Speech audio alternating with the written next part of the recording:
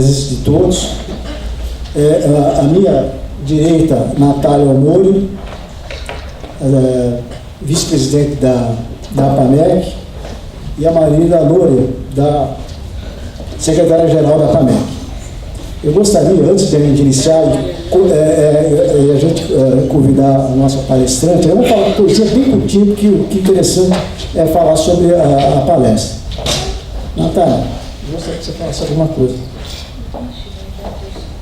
Boa noite, obrigada a todos os nossos amigos.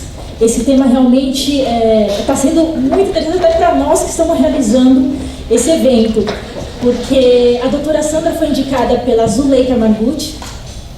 A Zuleika ela é educadora financeira, ela é mediadora, e aí ela nos indicou o Fábio Barbalho.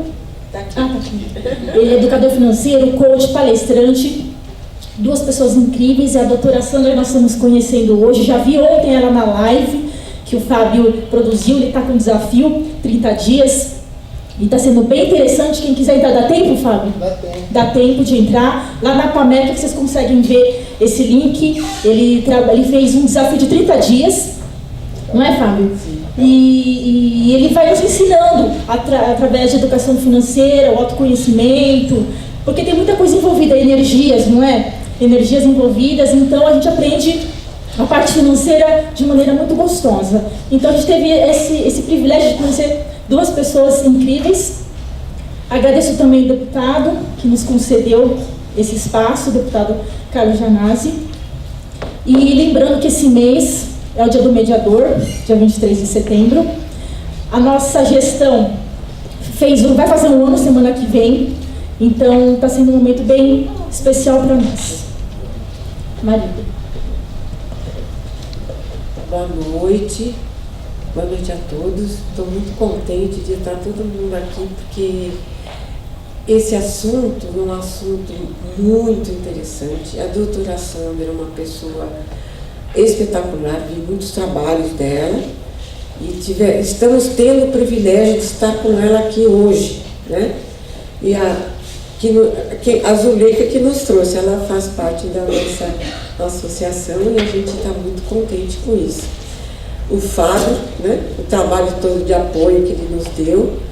Então, vocês vão estar assim, bem assessorados nessa matéria aqui do direito sistêmico, que é um assunto novo no mercado que está sendo introduzido agora, né? É algo novo que está vindo. É uma alternativa que os mediadores e conciliadores estão utilizando com muito resultado, um resultado bem positivo e que está dando assim muitos estudos, muitas palestras e muitos grupos de estudo. A doutora Sandra mesmo, que é do Rio de Janeiro, ela vem para cá e tem grupos de estudos, dá aula, curso, tudo aqui.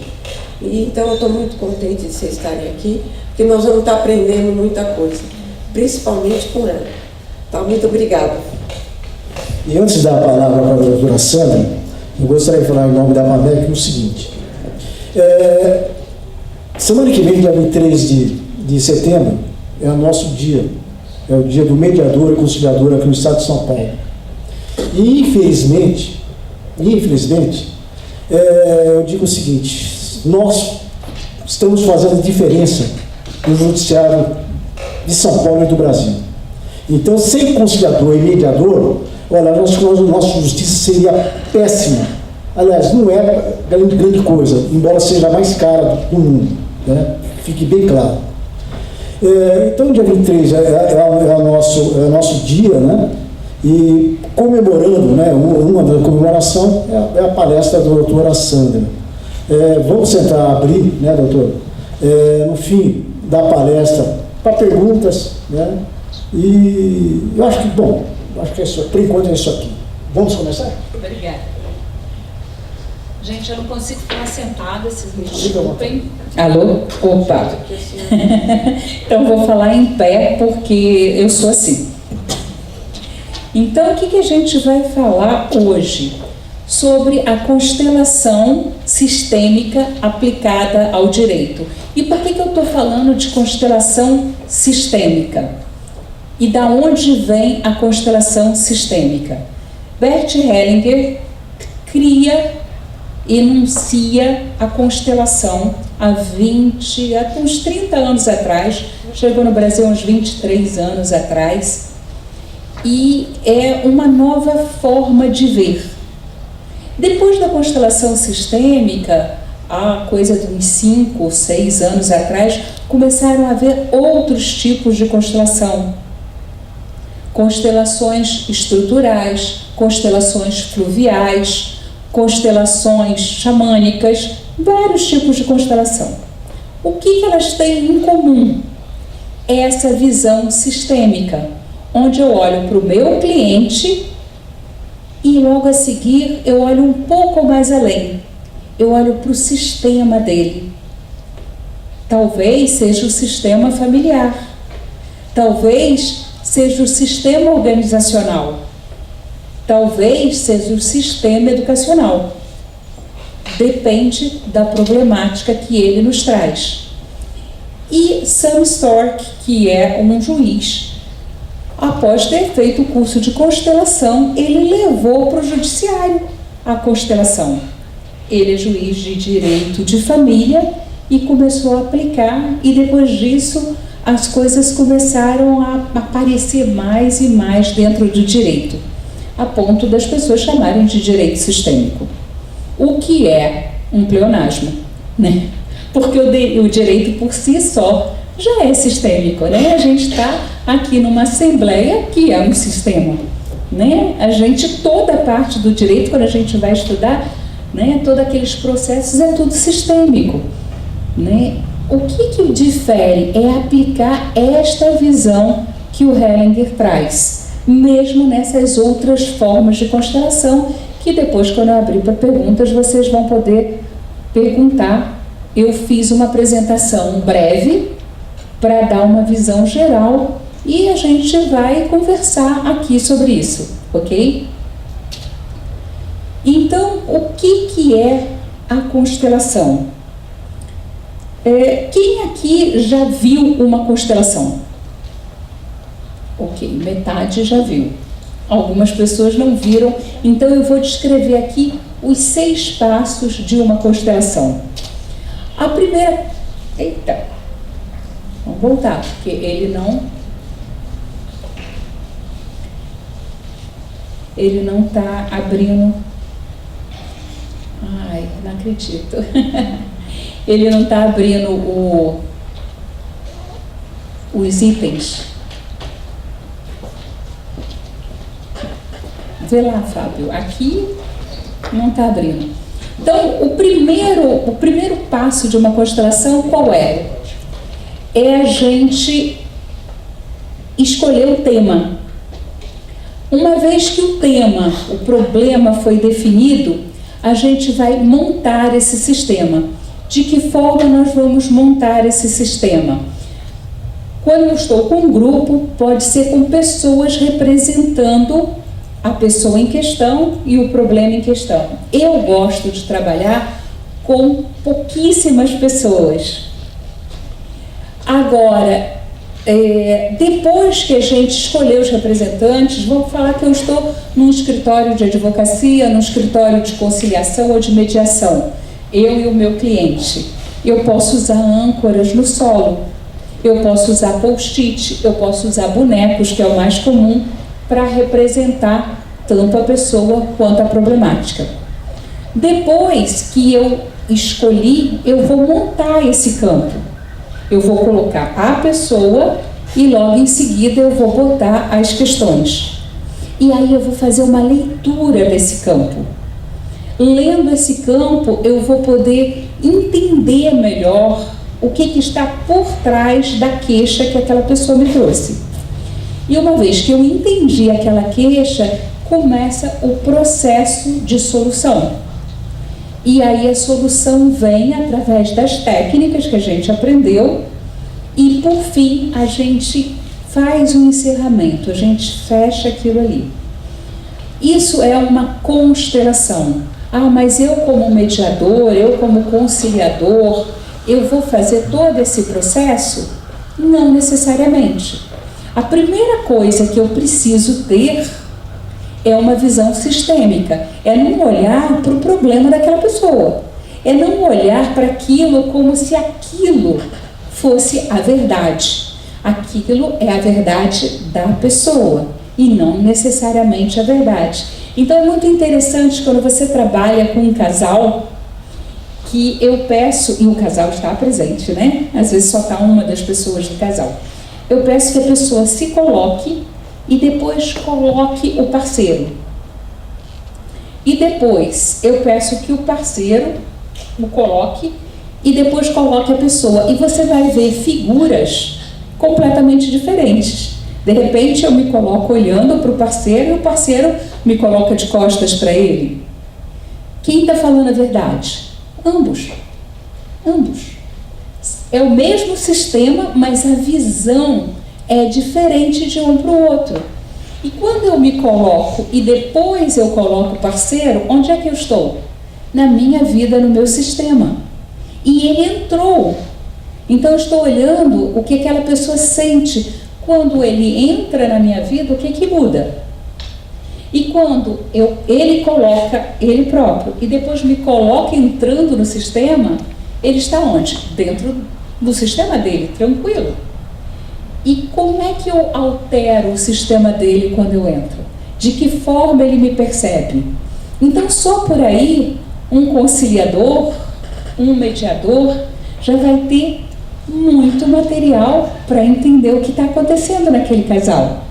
E aquele casal se conheceu, se apaixonou e ficou junto.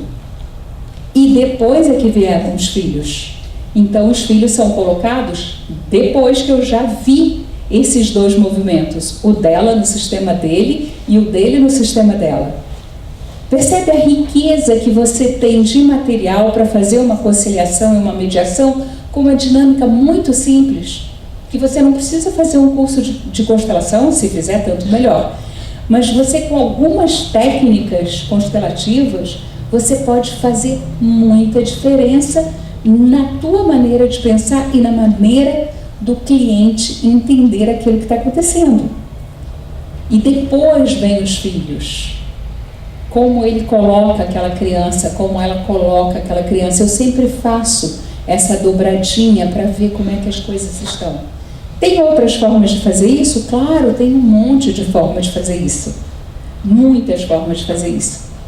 Mas essa é uma delas só para vocês que não viram uma constelação terem ideia do que acontece. Então, a gente vai ter que ir por aqui mesmo, porque senão a gente não vai conseguir ver nada. Isso é o quê? Um novo paradigma. Né? Da gente poder olhar para o campo do direito e para a ciência jurídica, trazendo essa nova forma de perceber os vínculos, dentro dessa ótica que foi desenvolvida pelo Bert e que traz à tona essa compreensão de uma coisa que está oculta atrás das desavenças. Quando um casal chega até a gente, né, que é bastante comum, exigindo coisas absurdas, esse casal se separou naquele momento em que ela descobriu que ele estava traindo? Não. A separação aconteceu lá atrás, porque quando eles se conheceram, eles ficaram juntinhos e foram seguindo a vida juntos, e depois eles começaram a terem vidas separadas, mas continuavam achando que estavam juntos. E quando a separação de fato ocorre, ela ou ele ou ambos estão cobrando o quê? Isso aqui? Não, estão cobrando todos esses anos, todo esse tempo em que eles ainda estavam separados, mas juntos, e tem uma série de mágoa, de ressentimento, de várias coisas. E quando a gente estuda a constelação, a gente percebe o quê? Que a maioria dos casais, quando se separa, o problema não é falta de amor. O problema muitas vezes está mais lá atrás, numa lealdade invisível. Porque se eu ainda não sou adulta, Mas Sandra, você está com 40 anos, está com 50 anos e não é adulta? Sim, porque muitas vezes eu continuo casada com o papai. E todo homem que aparece na minha vida, eu comparo com o papai e, desculpe, não é o papai, não serve, não está bom bastante, e eu cobro daquele homem coisas que ele não pode me dar. E muitas vezes a gente sabe que aquele homem procura a mamãe e não é a mamãe. Ou às vezes aquele homem procura uma esposa e quem está do lado dele? A mamãe, porque ela trata ele como se fosse filho. Então, todas essas dinâmicas, quando elas são reveladas, a verdade liberta, né, gente? A pessoa fala, nossa, é isso que está acontecendo. E para de cobrar uma coisa que não é o que ela realmente pode receber ali naquela separação. Quando ela percebe o mal que a alienação parental faz com a criança, as consequências que aquilo vai ter com aquela criança, ela para de usar a criança como moeda de troca. Então, todo mundo aqui que trabalha com coach, com terapia ou com judiciário, vê isso acontecer constantemente. Então, qual é o objetivo desse novo paradigma? O que a gente quer trazendo esse olhar sistêmico para a conciliação, para a mediação ou para o jurídico? Pacificar, humanizar o judiciário, porque é uma coisa que acaba ficando fria se a gente não tem esse olhar do conciliador, do mediador. Prevenir as demandas. Gente, como está cheio, lotado o judiciário, a gente tem que desafogar isso. E quem que vai fazer isso? É o conciliador, é o mediador. E conciliar de uma forma profunda e definitiva. Todo mundo aqui que trabalha nessa área já viu que a gente faz acordos que não são cumpridos. Porque eu concordo só para fechar o negócio e depois eu vou cobrar outra coisa. Que coisa que eu vou cobrar? Aqueles anos todos que nós estávamos juntos, mas separados. E eu estou falando aqui de casal, porque todo mundo aqui conhece conflito de casal. Mas quando isso acontece numa organização em que eu quero uma indenização, às vezes eu só quero uma retratação, às vezes eu só quero ser reconhecida por aquilo que eu não fiz e fui mandada embora por uma coisa que não era minha responsabilidade de ter feito. Então é a mesma coisa, o que a pessoa quer está oculto. Aquilo que ela diz nunca é o problema. Aquilo que ela traz nunca é o problema. E cabe a nós sermos, junto com eles, naturalmente, os detetives que vão atrás do problema real, né? Então, quais são os fundamentos desse processo sistêmico que o Hellinger traz? Ele começa com a teoria dos sistemas, né? O que fala a teoria de sistemas? Que todas as partes do sistema têm igual importância. Então, se faltar um pininho no teu relógio, ele vai parar de funcionar. Ah, o mais importante é o ponteiro. Não, gente. Ponteiro só marca a hora. A gente nem usa mais ponteiro, né? Tô antiga. Tudo bem. Mas todas as partes têm igual importância. A gente não pode esquecer de nenhuma das partes. Campo mórfico. Por que eu coloco o bonequinho ou o representante e ele sente aquilo que aquela pessoa sente? O Rupert Sheldrake, que é um biólogo, ele fala dessa questão de campo mórfico. Todo mundo aqui, ou a maioria de vocês, já ouviu falar daquela experiência com macaco, que os macacos estavam sendo observados numa ilha lá na Austrália e a macaca deixa a batata cair dentro d'água. E fica gostosinho, né? Salgadinho. Então ela passa a molhar a batata. E aí macaco imita, né? Todos os macacos começam a fazer isso. Só que numa outra ilha, sem nenhuma conexão com essa, os macacos daquela espécie também começam a ter o mesmo comportamento. E aí ele começa a estudar isso nos pássaros, em outros animais, e ele percebe que quando um determinado número de seres de uma determinada espécie faz um aprendizado, toda a espécie se beneficia daquele aprendizado, faz também aquele aprendizado. Então, nós humanos somos muito semelhantes e por isso, quando alguém fala você me representa, você representa o meu problema, a minha falta de dinheiro, a minha separação, ou seja lá o que for, aquela pessoa que está tomando este lugar entra neste campo mórfico, que é um campo de informação. Quem fala sobre isso é Rupert, com 2P, Sheldrake, com SH, Sheldrake, K-E no final. A física quântica também fala de coisas que a gente vê na constelação. Principalmente, se vocês quiserem procurar na internet, o experimento de dupla fenda, que diz que o olhar de quem observa altera o que está sendo observado, né? Porque às vezes o elétron funciona como onda e às vezes ele funciona como partícula. Então, quando o teu cliente chega, ele tem uma determinada visão, aquela partícula, aquela coisa que já está manifesta, e você mostra uma série de coisas para ele, é como se aquilo ficasse mais solto e ele pudesse olhar de uma forma diferente.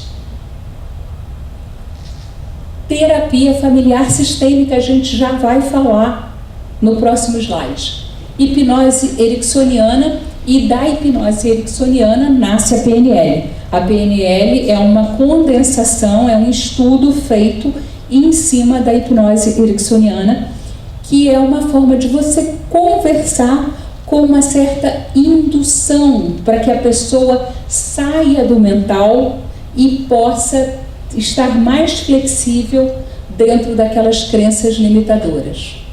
O psicodrama, né? Moreno cria o psicodrama uns 40, 50 anos atrás e utiliza essa forma dinâmica de representação, onde a pessoa se vê representada no outro e consegue ver coisas que ela não via antes.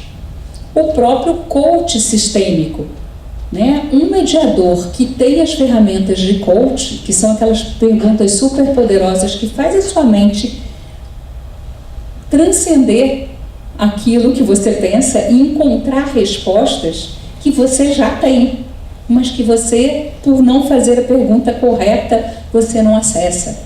Então, tudo isso são fundamentos para a gente fazer uma mediação sistêmica, uma conciliação sistêmica. Tem que ir aqui, isso. Então, quais são as bases que o Hellinger traz da constelação familiar? A primeira é a ordem do pertencimento, a segunda é da hierarquia ou ordem, e a terceira é o equilíbrio entre o dar e o tomar. O que significa isso?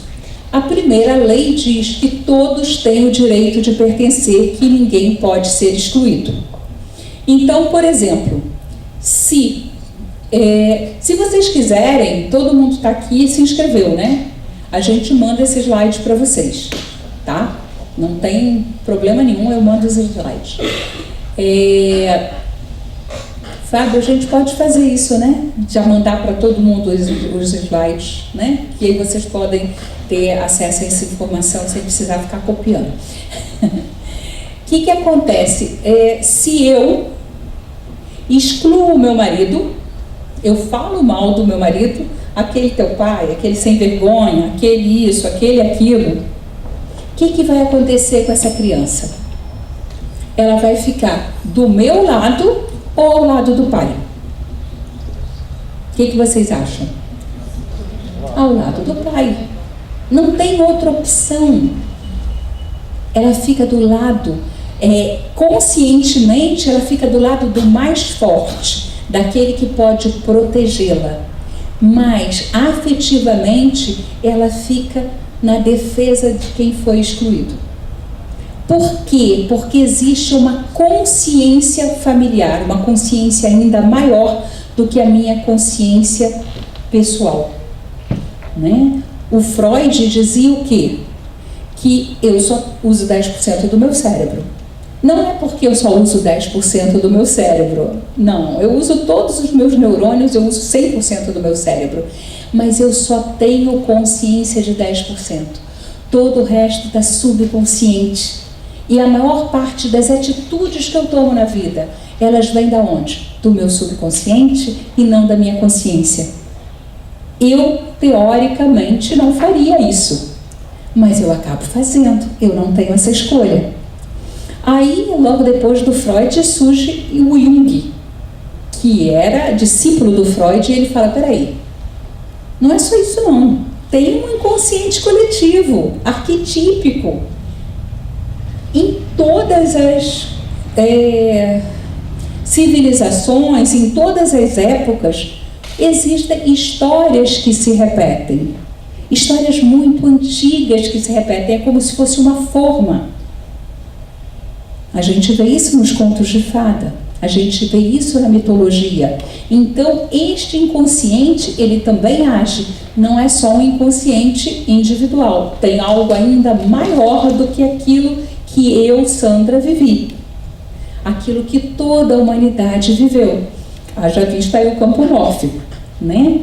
Então, o Hellinger fala assim, peraí, mas tem um outro que está muito próximo da gente, que é o consciente familiar, que é inconsciente para nós e que age até 7 gerações. Então, coisas que aconteceram no passado da minha família e que eu não tenho a menor consciência e que nem a minha mãe, talvez nem a minha avó tenha conhecimento, ele me coloca numa posição onde, para honrar aquele antepassado que foi excluído, porque todos têm o direito de pertencer, me fazem repetir um comportamento que eu nem entendo por que eu ajo dessa maneira.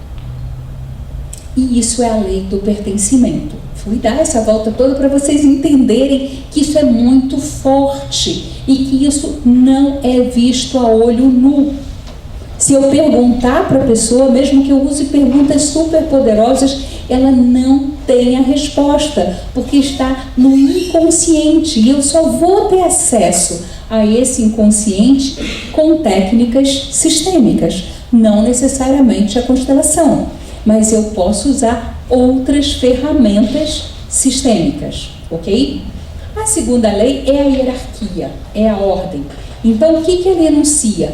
Que quem chega primeiro tem precedência. Quem chega depois precisa de mais atenção. Pô, acabou de chegar e já quer sentar na janela? É mais ou menos assim. O primeiro filho tem que ocupar o lugar do primeiro filho. E eu não posso favorecer o segundo ou o terceiro se antes o primeiro não foi satisfeito. Antigamente era muito comum, né? Eu sou a primeira filha, ela é a segunda filha, ele é o terceiro. Mas ele é homem, ele vai para a faculdade e a gente vai ser dona de casa. Só tem dinheiro para botar um na escola? Vai ele. Ele não pode, eu que tenho que ir, porque eu sou a primeira. Ele é o terceiro filho. Mas não é assim que acontece. E o que é pior? Lembra a lei do pertencimento, que a gente falou aqui, que todos têm direito de pertencer? Um filho não nascido, um aborto, quer ter sido espontâneo ou provocado, não faz a menor diferença, é um filho não nascido. Ele precisa pertencer, ele precisa ser contado. Então, se eu perdi a minha primeira criança, quando nasce a segunda, ela é a segunda, ela não é a primeira. E ser a segunda é muito mais leve do que ser a primeira. Ela carregar esse ser a primeira, quando não é. Eu carreguei por muitos anos ser a única, quando não sou. Eu sempre soube que a mamãe perdeu uma criança antes de mim, mas ela não era contada. Ah, quantos vocês são? Ah, sou só eu. Sou filha única. Não, eu não sou filha única. Eu sou a segunda. E depois de mim, outra mulher do meu pai também perdeu outros filhos. Então eu sou a segunda de muitos. Faz mais diferença ainda. Né? A gente vê as pessoas engordando, comendo pelos irmãos não nascidos. A gente vê as pessoas comprando 3, 4 sapatos iguais, 3, 4 blusas iguais de cores diferentes e que nem usa, para esses irmãos que não nasceram. E elas nem sabem que isso aconteceu, porque existe essa hierarquia e existe uma fidelidade entre os irmãos. A gente que trabalha com clínica vê isso constantemente. Então eu tenho que honrar essa hierarquia. Uma outra hierarquia que é muito desrespeitada por filhos e pais, não vamos botar a culpa só nos filhos, né? É a hierarquia entre pais e filhos. Os pais são grandes, os filhos são pequenos. Então, eu o conheci, nós nos casamos. Aí nós tivemos a nossa filha. Quem chegou primeiro nessa relação? Nós dois. Ela chegou depois. Lógico que nos primeiros meses eu tenho que dar muita atenção para ela e dou pouca atenção para ele. Mas ela já está com 15 anos e ela que decide o que a gente vai fazer nas férias. Eu não dou atenção para ele, ele não dá atenção para mim. O que acha que vai acontecer desse relacionamento, gente? Pelo amor de Deus. O relacionamento de casal tem precedência ao relacionamento com os filhos. E muita gente esquece isso. E a gente, como conciliador, a gente, como mediador, mostrar isso para as pessoas faz muita diferença. Porque eu falo, a culpa é dele que me traiu. E peraí, você era esposa dele mesmo? Ou você deixou de ser esposa depois que você teve a filha? Ah, eu tenho culpa também. Eu também sou responsável. Muda tudo. Muda tudo através dessa consciência. O último, que talvez seja o mais difícil, o equilíbrio entre o dar e o tomar.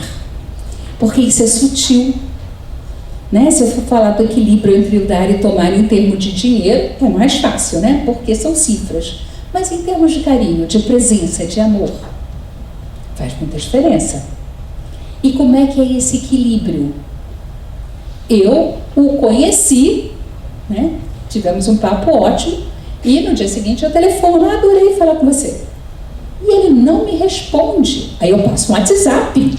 Ah, como foi bom você lá na palestra e tal. E ele também não responde. Mas como eu sei onde é que ele trabalha, eu vou lá atrás dele. Gente, pelo amor de Deus, isso é perseguição, né? Porque tem um tempo. Né? Lembra que a gente estudava em química, que é o tempo de latência? Quando você faz uma química ali qualquer, tem um tempo que aquilo vai para ter a reação.